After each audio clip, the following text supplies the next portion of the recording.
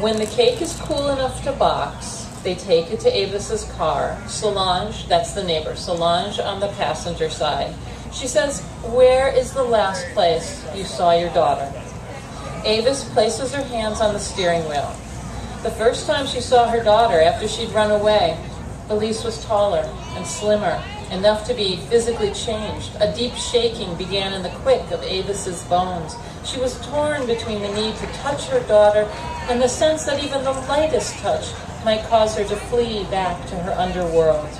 There was a new shadow to Felice's mouth, and her lowered eyelashes cast crescents of shadow on her cheeks. She could have been 14 or 28. She was poised, self-possessed. As soon as she sat on the cafe chair across from Avis, she'd said, "I'd like to make a deal with you." Avis sat motionless, staggered by the moment, barely able to hear or think while her daughter explained the deal.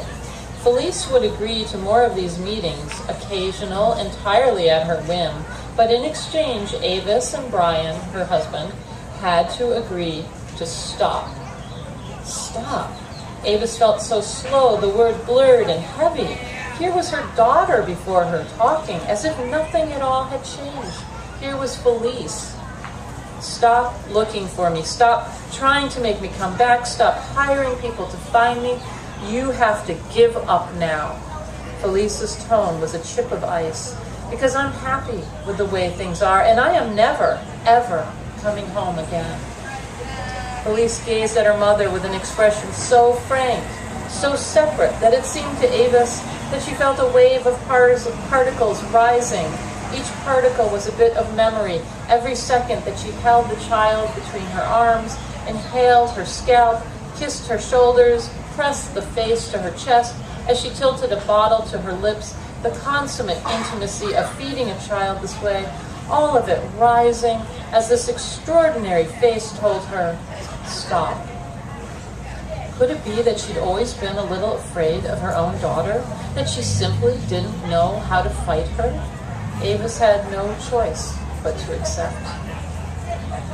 The lady of the house. She did all she could to take me away from my mother. She told me my mother was ignorant, but I saw how my mother knew every plant in her garden, like the ladies of the house knew the words in her books. There's rain on the street, and Avis can only steal glimpses of Solange as she speaks, her profile invisible beside the rain-streaked glass. I was 17 when I met Jonas. The lady sent me into Cap-Haitian with the driver for dried hibiscus for tea. Oh, we could have picked it right in the field, but she said that kind wasn't good. Back then, Jonas worked in the market selling spices and cloth sacks. When she found out about him, the lady said, of course, that he was filthy and uneducated, the same thing she said about my mother. She wanted me to stay in the house. She said, "You are almost a daughter to me." Solange gave a laugh. My mother told me, if you were lucky enough to know what you want, then you must chase it.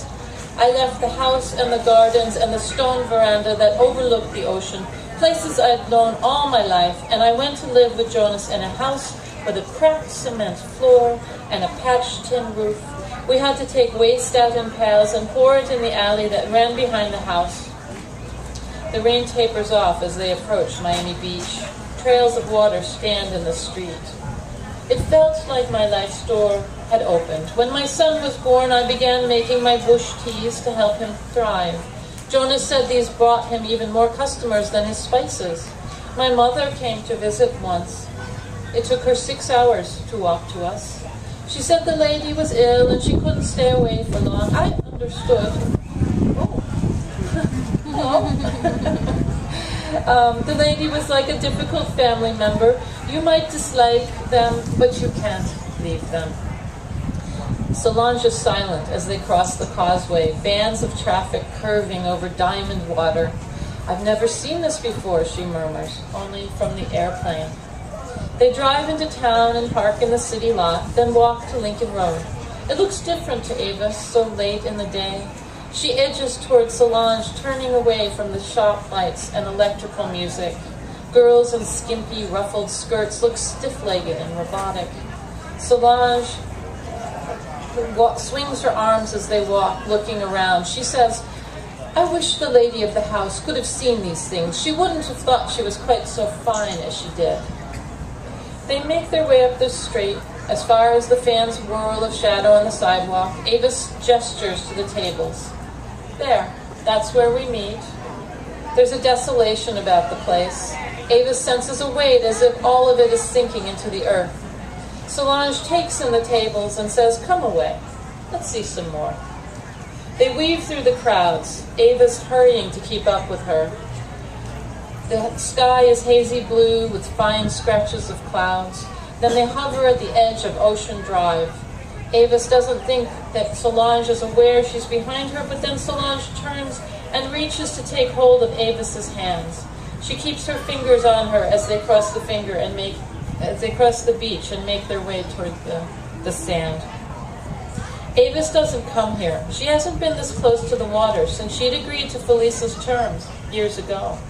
Avis had gone home and told Brian about Felice's demand. For the first time in months, it seemed they were too drained to fight each other.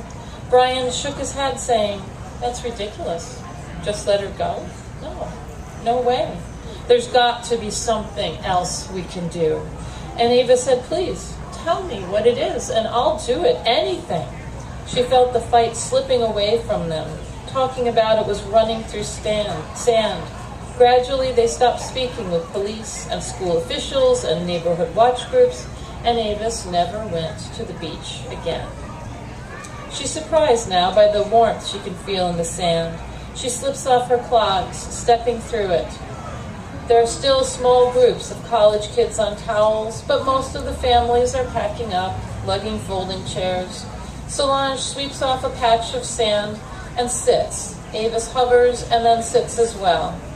Solange stares into the widening band and says, "It's so long since I visited the water. I grew up beside it, but after so many years I thought I might forget it. When I came here, I came with nothing, just a bird in a cage." She begins unpacking the items in her bag. She touches each one to her forehead, then hands it to Avis. "Think about what you would like to say to your daughter now." Avis takes the small jar with clear fluid, but she can't think of anything. Mostly there's blankness. Still, she touches the things. There are scissors, a satin sash, a prayer book, and she hands each holy item back to Solange. "Good," she says, "fine. And now what you do, you take the cake and you break it up. Scatter it on the water for the birds and fishes, and you talk to your daughter as you scatter it." "My cake? You mean just break it up?" "However you can do it." Avis stands and reaches into the bag, carefully lifting the cake. The sand looks beige against the dark foam of the surf, and she hesitates a moment before wading in. The water is warm and easy, and the bottom smooth. She's able to make her way with little trouble. She doesn't look back until the water approaches her hips. Her work pants balloon around her. The thought comes how she might have viewed all of this in the past. Sentimental.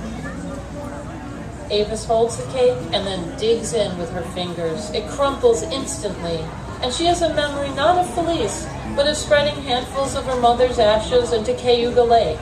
So cold that March, it was still frozen in spots, and she balanced on the steeply banked shore, flinging the ashes with stiff fingers. Now she tosses cake crumbs everywhere, her breath chugging. The sound bounces over the water. She knows this ritual is not for getting her daughter back. There's a sparkle on the water's surface just a few feet away. She wades in deeper toward the bubbles and then feels an uncanny shimmer against her exposed calves. A school of fish is swarming her, feeding on the crumbs. She watches them, flickerings beneath the surface. A bit of cake bobs on the water, and then she sinks to her chin, lifts her feet, and she lets her head dunk under the water, so the echo fills her ears. She opens her eyes to an indigo blur and considers the pleasure of opening her throat, the scorch in her lungs, and the release of drowning. At that moment, Avis tilts her head back, pushing off the sandy bottom. She breaks the surface to see a ragged shadow plummet, and it's a seagull, grand and white, soaring, snapping up the cake and lobbing back high up into the air. And I'll stop there.